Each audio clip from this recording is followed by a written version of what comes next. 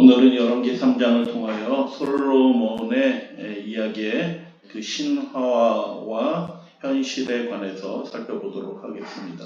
솔로몬이 전기에는 잘했고 후기에는 영적으로 문제가 생겼다라고 보통 그렇게 생각을 하는데 실제로 성경을 읽어보면 그렇지 않다라는 것을 보게 됩니다. 오늘 열왕기 3장을 통하여 우리에게 주신 믿음의 교훈을 밟게 되기를 원합니다.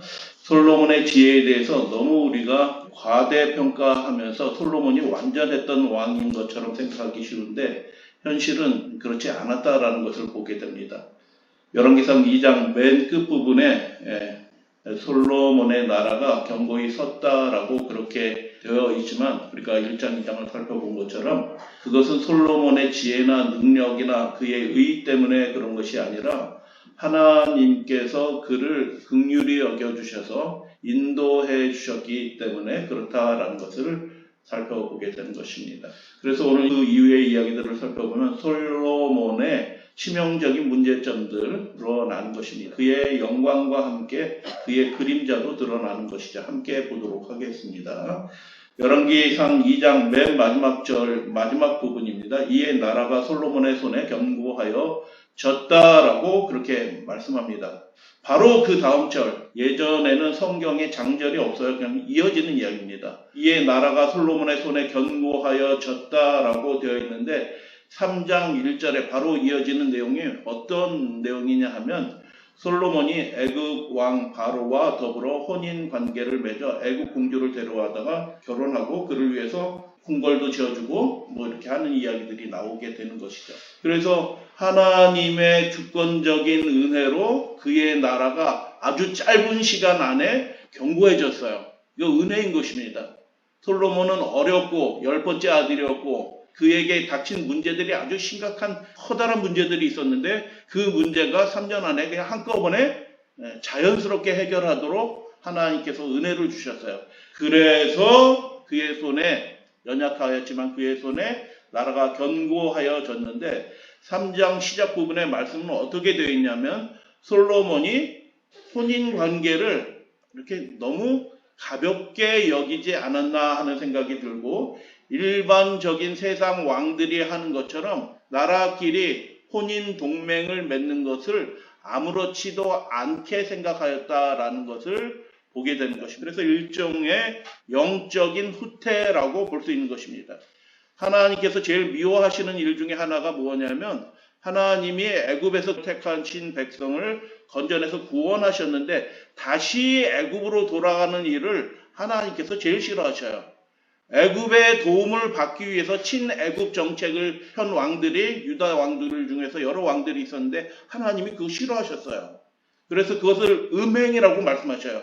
애굽과 자꾸 친해지는 것, 인간적인 머리를 써서 애굽과 자꾸 친해지는 것을 하나님께서는 싫어하셨고 그것을 음행이라고 불렀어요. 그런데 솔로몬 왕이 하나님의 주권적인 은혜로 그의 나라가 견고하여졌는데 그가 어떻게 했냐면 3장 1절 시작하자마자 애굽 왕 바로와 혼인 동맹을 맺었다라는 그런 이야기가 나오는 것이죠. 그래서 솔로몬 전반기는 아주 훌륭했지만 후반기는 타락했다? 그렇지 않은 거예요. 언제 결혼했을까요?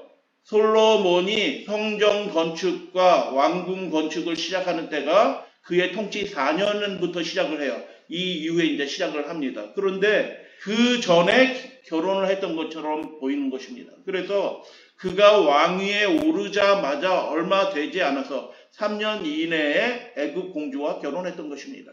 세상 방식대로 하는 것을 아무렇지도 않게 생각한 것입니다. 그 12지파를 나라로 삼으셔서 하나님께서 언약의 나라로 만드신 그 하나님의 거룩한 구원의 역사를 잊고 다시 애굽으로 돌아가는 것과 같은 그런 일을 하는데 영적인 경각심이 전혀 없는 것입니다.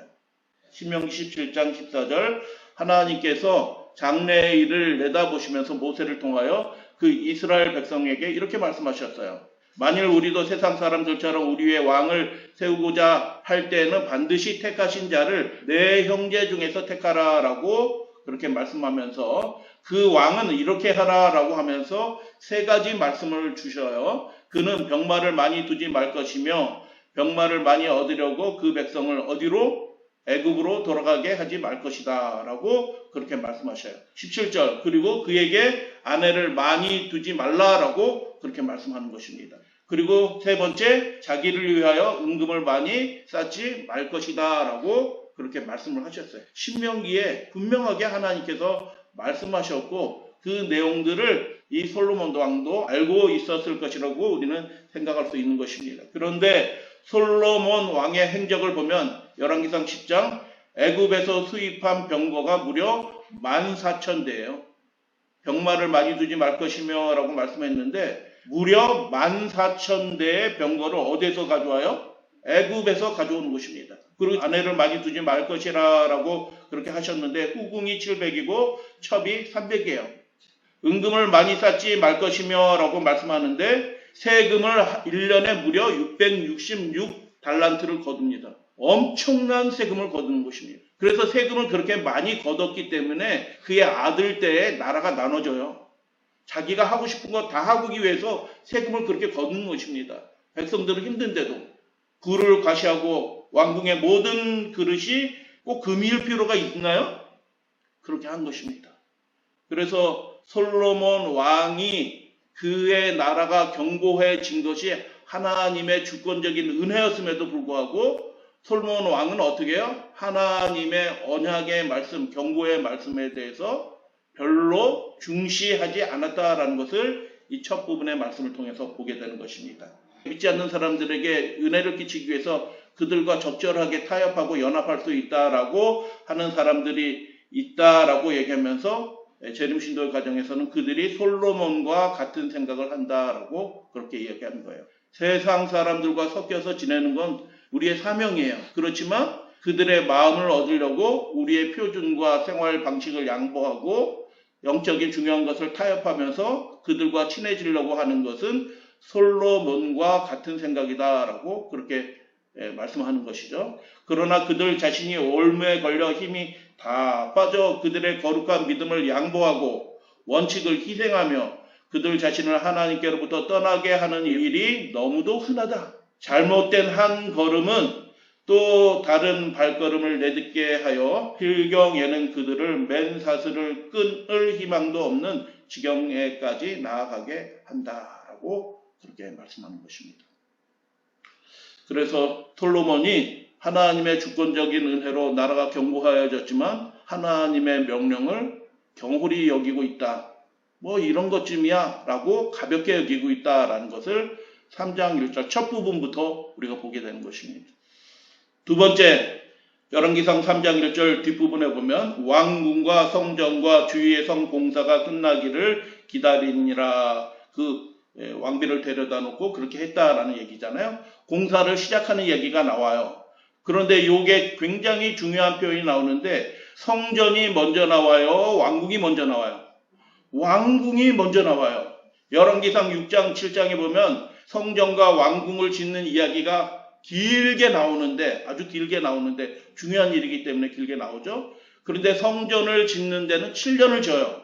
근데 왕궁을 짓는 데는 무려 13년, 거의 2배를 짓는 것입니다. 그래서 그의 우선순위가 육신적인 것으로 자꾸 기울고 있었다라는 것을 3장 1절은 보여주는 것입니다. 그래서 성전보다 뭐에 관심이 더 많아요? 왕궁에 더 관심이 많아.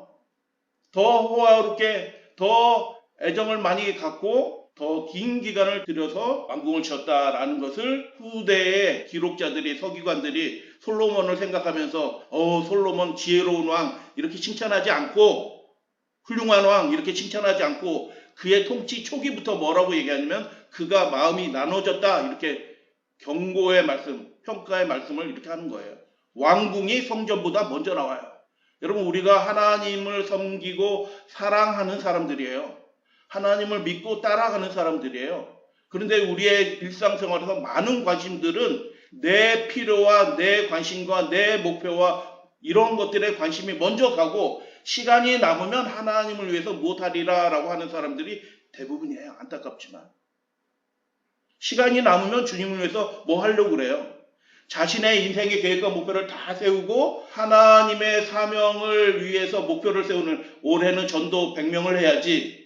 올해는 한 달에 몇 명은 전도를 해야지. 증거 활동을 해야지, 내가 교회를 위해서 올해는 이것을 해야지, 주님을 위해서 올해는 이것을 해야지라는 것을 먼저 생각하고 그것을 위해서 결심하고 하는 것이 아니라 개인적인 계획 다 세우고 시간 나면 주님의 일을 하려고 하는 사람들이, 많은 성도들이 그렇게 살아요. 그런 성도들의 모습을 지금 열왕기상 3장 1절에 솔로몬 왕의 모습을 통해서 보여주는 것입니다. 그렇게 하면 일이 잘 될까요? 절대로 그렇게 되지 않아요. 우리의 마음이 먼저 하나님께로 드려지고 우리의 애정과 힘과 노력이 하나님을 향하게 될 때 그 나머지 일을 돌봐주시고 평안케 하시는 분은 주권을 가지신, 대권을 가지신 하나님의 은혜 때문에 그렇게 된 것입니다. 솔로몬이 자신이 왕이 된 것이 하나님의 은혜 덕분에 된 거예요. 그런데도 3장 1절에 보니까 벌써 우선순위가 뒤바뀌었어요. 초기부터. 그래서 후대 사람들이 볼 때 솔로몬 왕, 지혜로운 왕, 훌륭한 왕, 똑똑한 왕, 평화 시대를 열었던 아주 큰 왕, 뭐 이렇게 이야기하지 않고 솔로몬 왕이 마음이 나눠졌다라고, 우선순위가 뒤바뀌어졌다, 통치 초기에부터 문제가 많았다라고 그렇게 기록을 하는 거예요. 그대는 진리를 안다. 의무도 이해하고 있으며 진리의 빛을 즐기기도 하였다. 그러나 그것이 세상을 향한 그대의 생각에 방해가 되자 그대는 편리를 위하여서 진리와 의무를 내동댕이 치려 하고 있다. 그대는 전망이 있어 보이는 현재의 이익 때문에 엄청난 손실을 당하기 직전이다. 나중에 엄청난 희생을 치르면서라도 그것을 도로 찾으려고 했을 때 그는 뜻대로 할 수 없었다. 이거 잘못됐네 하고 쏟아진 물을 되담으려고 할 때 자기의 뜻대로 되지 않았다라는 그런 말씀이에요. 그대가 세상적인 이익을 위해 하나님의 원칙, 하나님의 말씀, 진리를 희생하였다면 그것은 영생을 팔아먹은 것이다 라고 그렇게 증언한 것입니다. 계속 보도록 하겠습니다. 3절, 솔로몬이 여호와를 사랑하였다. 열왕기서에 유일하게 나온 표현이에요. 왕들 중에서 여호와를 사랑한 왕 누구밖에 없어요? 솔로몬밖에 없어요. 그 마음이 가짜는 아니야. 진실했어. 여호와를 사랑했다라고 얘기하는데 그의 아버지 다윗의 법도대로 행하였으나 이렇게 돼 있어요. 산당에서 제사하며 분향하였더라라고. 산당에서 그 당시에 제사하는 게 죄는 아니었어요. 왜냐하면 기브온 산당에 출애굽 때 만든 그 성막이 기브온 산당에 거기 있었거든요. 거기서 터가 넓고 제단이 있으니까 거기서 제사 드리는 것이 죄는 아니었어요. 그런데 후대에 그 산당 제사와 이게 오버랩이 돼. 겹쳐서 자꾸 느껴져. 그리고 다윗의 법도를 행하였고 이렇게 하면도 상관이 없는데 후대 사람들이 제사 드리는 행위에 대해서 어떻게 평가를 했냐면 다윗의 법도를 행하였으나 산당에서 제사하며 분향하더라라고 그렇게 기록을 한 것입니다. 그래서 세 번째, 솔로몬 왕의 마음이 나누어졌다. 그리고 네 번째, 솔로몬 왕이 행하는 것이 절대적으로 이게 틀렸다라고 말할 수 있는 것들이 없어요. 이게 교묘하게 섞여 있어. 반반. 하나님을 사랑하는 마음도 있고 자기를 드러내고 싶은 마음도 있고 막 이런 식이라. 3장 4절, 이에 왕이 제사하러 기브온으로 가니 거기는 산당이 큼이라. 솔로몬이 그 제단에 번제를 드렸는데 무슨 번제를 드렸다고요? 1천 번제를. 그래서 많은 분들이 솔로몬 왕이 하나님께 열심히 특심했구나 라고 생각할 수 있어요. 맞아요. 솔로몬 왕 초기에 하나님께 큰 열심을 가지고 그걸 막 공개적으로 좀 드러내는 면도 있었어요. 1천 번제. 하나님이 1천 번제 드려야지 꼭 좋아하시나요? 꼭 그렇지 않아요. 꼭 그렇게 할 필요 없거든요. 근데 여기 1천 번제를 드렸다라는 이 표현이 해필 1천 번제야. 근데 그 솔로몬 왕의 아내가 모두 몇 명이에요? 1천 명이야. 이게 참. 그래서 이게 하나님을 향한 열심도 나타났지만 그 안에 그늘진 그의 다른 면들도 나타나는 것을 보게 되는 것입니다. 그럼에도 불구하고 하나님이 솔로몬을 사랑하셨어요. 솔로몬 왕이 지혜롭고 잘나서 의롭기 때문에 그렇게 된 것이 아니라 하나님이 그 한 사람 뒤에 많은 백성들이 있기 때문에 그를 붙들어 주셨다. 3장 5절, 기브온에서 제사를 드리고 거기서 잠을 자고 움직였던 것으로 보여요. 기브온에서 밤에 여호와께서 솔로몬의 꿈에 나타나시니라. 하나님께서 꿈을 통해서 말씀하셔요. 하나님이 이르시되 내가 내게 무엇을 줄고 너는 구하라 라고 그렇게 말씀하셨습니다. 하나님이 이 뒷부분에면 하나님이 그가 구한 것을 기뻐하셨어요. 기뻐하셨다라고 했는데 1,000번째 드렸기 때문에 기뻐한 것이 아니라 그의 백성을 잘 통치하기 위해서 지혜를 구했기 때문에 기뻐한 거예요. 그에게 나타나신 이유가 1,000번째 드렸기 때문에 어이구 수고 많이 했다 하고 축복해 주기 위해서 나타난 것이 아니라 그가 다윗의 언약을 이어받은 다음 왕으로서 나라를 잘 다스리게 되기를 원하기 때문에 하나님이 그를 만나주시기 위해서 온 거예요. 그분의 은혜로. 그래서 그가 꿈속에서도 이렇게 얘기해요. 여러분 우리 안에 간절히 소원이 있다고 하면 꿈속에 그게 나타나요. 그런데 뭐 길게 얘기하면서 종은 작은 아이라 출입을 할지 알지 못한다라고 그렇게 이야기하는데 이 말씀에 아주 위대한 고백이 있어요. 그 전에 보면 솔로몬 왕이 젊은 왕이었지만 아주 냉혹해요. 기회가 딱 잡히니까 4명을 싹 처리해 한꺼번에. 쳐서 죽였잖아요. 그러나 3장 시작 부분에 애굽 공주와 결혼하고 나뉘어진 마음의 모습들이 나타나는데 뒷부분에는 위대한 고백이 나타납니다. 3장 8절 왕께서 택하신 백성 나는 어린아이와 같다라고 얘기하면서 제가 왕께서 택하신 백성 가운데 있나이다 라고 그렇게 말하는 것입니다. 여기서 왕은 누구예요? 하나님이에요. 하나님. 내가 왕이 아니라 누가 왕이에요? 하나님이 왕이십니다 라고 그렇게 고백하는 거예요. 어디서? 꿈속에서. 훌륭한 면이에요. 잘못된 나누어진 안일한 판단들도 하긴 하지만 그럼에도 그의 마음이 어디를 향하고 있어요? 하나님을 사랑하기 때문에 하나님을 향하고 있는 건 분명하다. 내가 왕이 아니라 하나님이 우리의 왕이시다 라고 그렇게 꿈속에서 고백하는 것입니다. 저는 주님께서 명령하신 대로 살 겁니다. 좌로 행하든 우로 행하든 하나님께서 명령하신 대로 가라고 하신 곳에 가고 있으라고 한 곳에 있고 하라고 하신 일을 저는 할 것입니다 라고 그렇게 고백하는 우리 믿음의 가족들 되어주시면 감사하겠습니다. 그래서 이거 살펴보면 왕께서 택하신 백성 가운데 있나이다. 그들은 어떤 백성이라?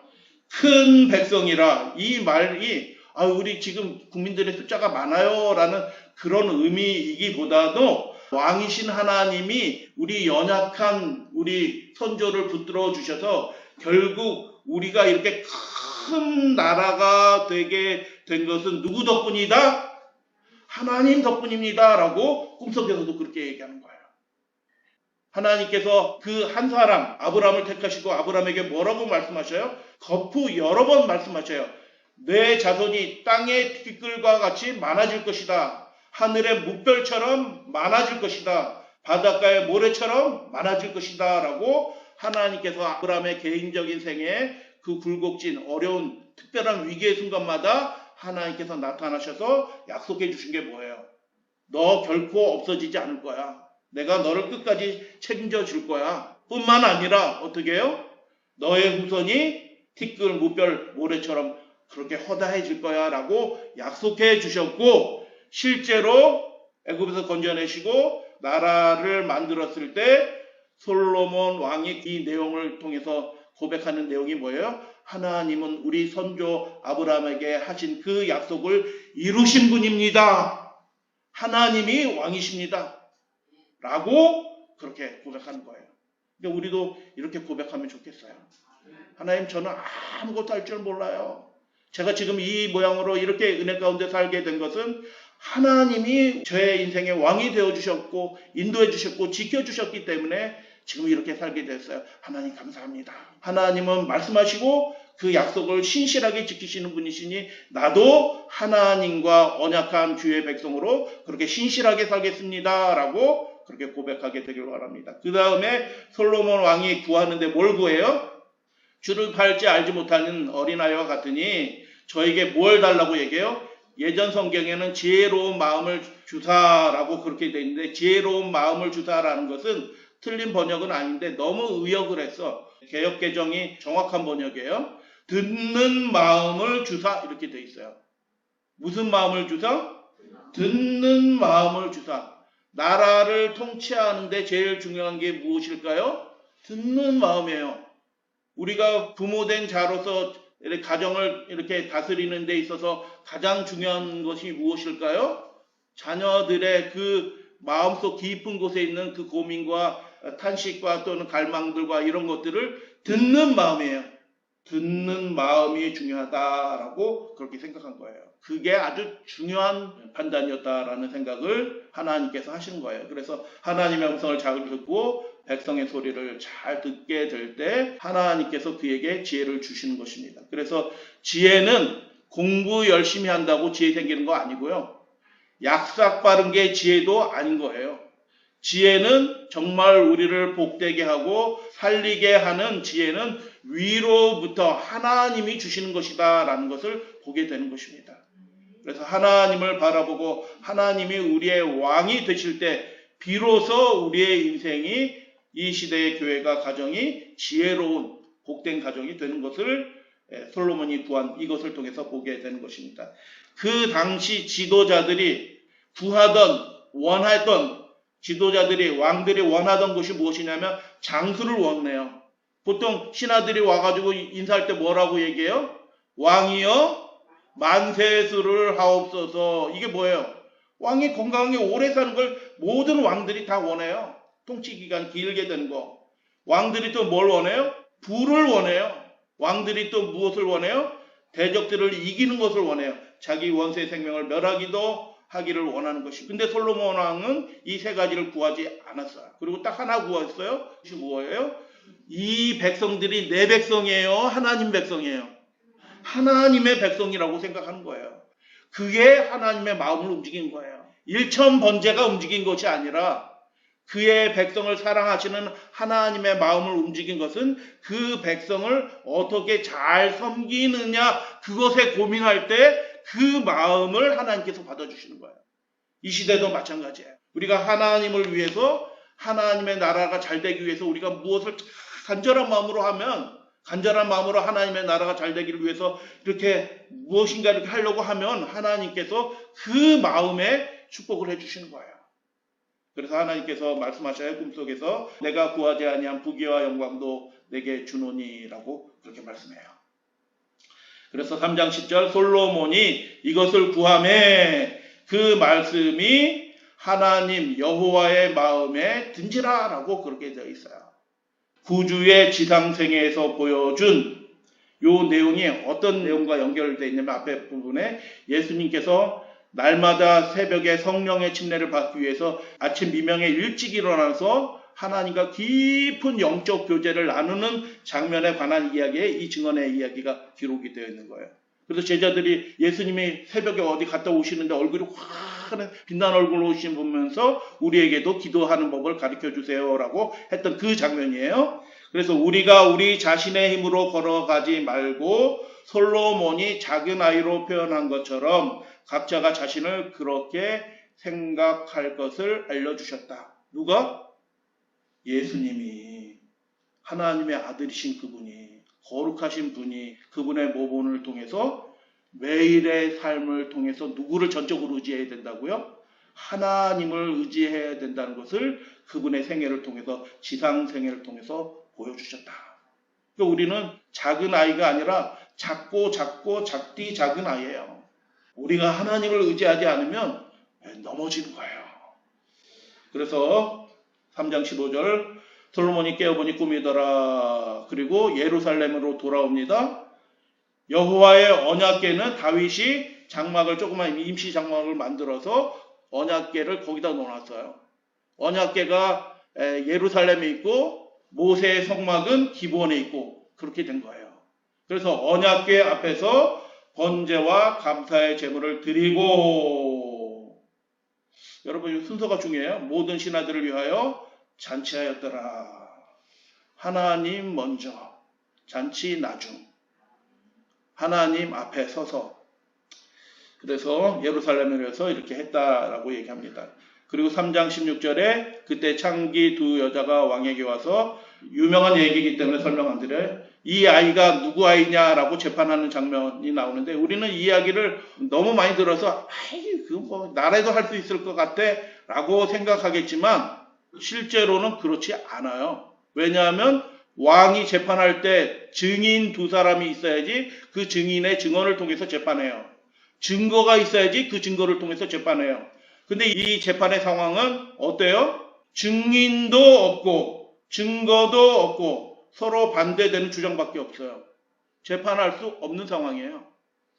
그런데 아주 지혜롭게 재판하면서 백성들이 그 지혜를 목격하고 왕을 두려워하게 되는 것이잖아요. 여러분, 우리 인생에서도 누구의 도움도 받을 수 없고 해결할 수 없는 문제들도 생겨나요. 그때 그 문제를 해결하기 위해서는 무엇이 필요할까요? 하나님이 주신 지혜가 필요하다라고 그렇게 열왕기상 3장은 이야기하는 것입니다. 그래서 하나님의 지혜가 그의 속에 있어 판결함을 재판함을 보았다라고 그렇게 말하는 것입니다. 그래서 하나님이 주신 지혜가 우리 믿음의 가족들 속에도 있게 해주셔서 우리 인생의 여러 가지 당황스러운 문제를 만날 때 그 순간순간 하나님의 지혜가 우리를 구원하는 그 경험들을 하시게 되기를 주님의 이름으로 축복합니다. 열왕기상 3장 이야기의 핵심이 뭘까요? 솔로몬 왕이 지혜로운 왕이었다고요? 그래서 통치를 잘했다고요? 그가 크게 실수하고 마음도 나눠지고 하나님의 율법도 소홀히 여겼고 잘못한 게 굉장히 많았고 악한 씨가 뿌려졌어요. 통치 초기에서부터. 근데 그럼에도 불구하고 그의 나라가 큰 문제들이 생기고 그렇게 하는데도 그의 나라가 40년 동안 태평성대를 이루게 된 것은 누구 덕분이에요? 그의 지혜 덕분이 아니라 하나님 덕분이에요. 하나님이 우리의 인생이 왕이 되어 주셔야 돼요. 그분의 은혜가 우리에게 임해야 되는 거예요. 우리는 출입할 줄 모르는 어린아이와 같이 작은 아이예요. 그의 마음이 온전하지 못했음에도 불구하고 그의 나라가 견고해진 유일한 이유는 그럼에도 불구하고 하나님이 그를 긍휼히 여겨주셔서 붙들어 주셨기 때문에 그래요. 하나님이 그러면 솔로몬 왕이 잘못했던 거 넘어가 주신 건가요? 하나님은 공의의 하나님이에요. 그래서 솔로몬 왕이 이렇게 마음이 나눠진 상태에 우상 애굽 여인과 혼인하고 하는 것들 이런 것들에 대해서 하나님께서 그냥 넘어가 주신 것처럼 생각하시면 큰 착각이에요. 열왕기상 11장 솔로몬의 마음이 여호와를 어떻게 했다고요?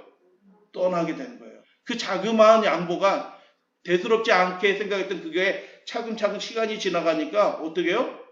자기도 모르게 솔로몬 왕이 3장에 보니까 여호와를 어떻게 했던 왕이라고요? 사랑했던 왕이에요. 진짜 사랑했어요. 얼마나 사랑했기에 꿈속에서도 하나님과 대화를 나눠요? 그렇게 진실했던 사람인데 실제 생활에서 율법의 하나님의 말씀에 타협하게 됐을 때 그 자그마한 양보가 결국 어떻게 됐다고요? 마음이 바뀌었어요. 그렇게 될지 몰랐던 거예요. 솔로몬 왕도. 그러니까 여러분 우리가 하나님의 명령하신 율법과 계명의 말씀대로 온전히 순종하는 게 그게 우리를 살리는 길이에요. 안 그러면 마음이 떠나요. 나중에요. 스스로도 어떻게 할 수 없는 그런 지경이 돼요. 나라가 나눠져요. 그래서 열왕기하 21장에 보면 유대 나라의 마지막 왕이었던 므낫세가 어떻게 해요? 그의 아버지 히스기야가 헐어버린 산당을 다시 세우며 바알을 위하여 일월 성취를 섬기며 요 표현이 솔로몬 왕이 열왕기상 11장에서 했던 그 표현과 실제로 똑같은 표현이 나와요. 아스다로 밀고 모압에 가증한 그모스를 등등등 하면서 이 표현이 나라의 문을 닫게 한 그 므낫세 왕의 그 타락한 묘사를 하는 그 구절하고 솔로몬 왕이 모습을 나타내는 그 구절하고 같아요. 그러니까 여러분 솔로몬 왕의 나라가 견고했던 이유, 유다 나라가 그래도 길게 이어졌던 이유는 그들이 충성을 다했고 지혜가 좋았고 군대를 많이 만들었고 이렇기 때문에 된 것이 아니라 하나님의 주권적인 은혜예요. 어떤 은혜요? 온전한 관계를 회복하라는 하나님의 오래 참으심과 기다리심이에요.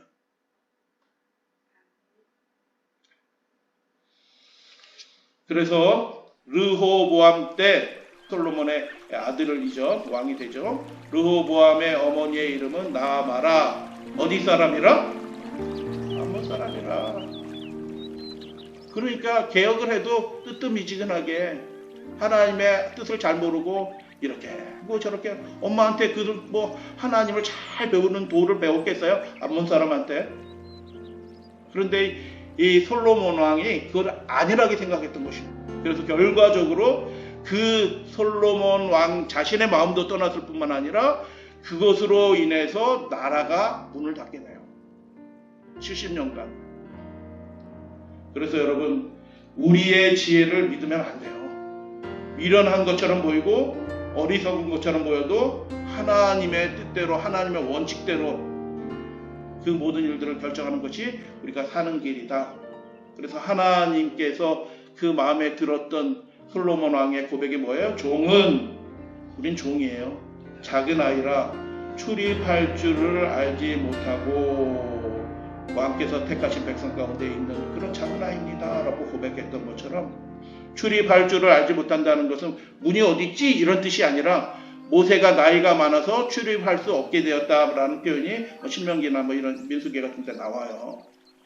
출입한다는 것은 공동체를 섬긴다, 하나님의 나라를 섬긴다라는 그런 뜻이에요. 제가 너무 아는 것이 없고 능력이 없기 때문에 하나님께서 맡겨주신 일을 할 수 있는 능력이 없어요 라고 고백하는 거예요. 여러분, 이 시대에 주님께서 맡겨주신 이 선교 사명을 완수할 수 있는 능력이 우리에게 있어요? 없어요. 그럼 어떻게 해야 돼요? 구해야 되는 거죠. 어떻게 해요? 꿈속에서라도 하나님께 구해야 되죠. 하나님, 저희는 출입할 줄을 알지 못하는 그런 어린아이, 아무런 능력이 없는 사람이에요. 하나님, 이 교회를, 우리 가정을, 이 시대의 주님의 백성들을 불쌍히 여겨주셔서 하나님께서 왕노릇 해주셔야 돼요 라고 그렇게 기도해 주시면 감사하겠습니다. 인간들에게 전적으로 안전한 것은 지극히 높으신 분께 지식이 있음을 생각하는 것이다. 전적으로 유일하게 안전한 것은 하나님께만 지식이 있어요. 지혜가 있어요. 우리에게는 아무것도 없어. 우리 마음대로 판단하면 안 되는 거예요. 자신의 것을 신뢰하지 않고 하나님과 그분의 지혜를 신뢰하는 이들은 안전한 행로를 걷게 될 것이다. 우리 믿음의 가족들, 하나님께서 은혜 주신 분이에요. 우리가 완전하기 때문에 은혜 받는 게 아니고, 솔로몬 왕도 이렇게 엉터리 짓을 하잖아요, 시작하자마자. 그럼에도 불구하고 하나님께서 그를 붙들어 주셔서 지켜주시는 이유가 뭐예요? 그가 더 온전하게 되기를 하나님이 원하시는 거예요.